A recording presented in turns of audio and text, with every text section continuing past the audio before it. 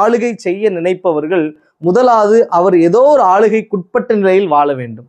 இதுதான் முதல் பண்பாக இருக்கிறது.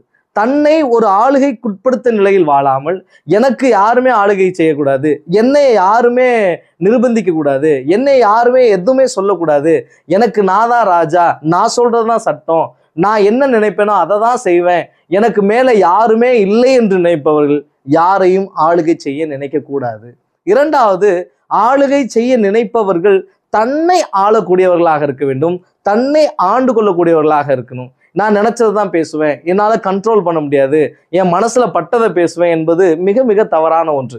அதை சரியாக ப்ராசஸ் பண்ணி, சரியான விதத்தில் பேசி, சரியாக கம்யூனிகேட் பண்ணி, சரியான வார்த்தைகளை உச்சரித்து, இது போன்ற நிலையில் தன்னை ஆளுகைப்படுத்தி, தன்னை ஆண்டு கொண்டு, தன்னை சரியான புரிதலுக்குட்பட்ட நிலையில் வாழ்பவர்களே பிறரை ஆளுகை செய்வதற்கு தகுதியானவர்களாக இருக்கிறார்கள்.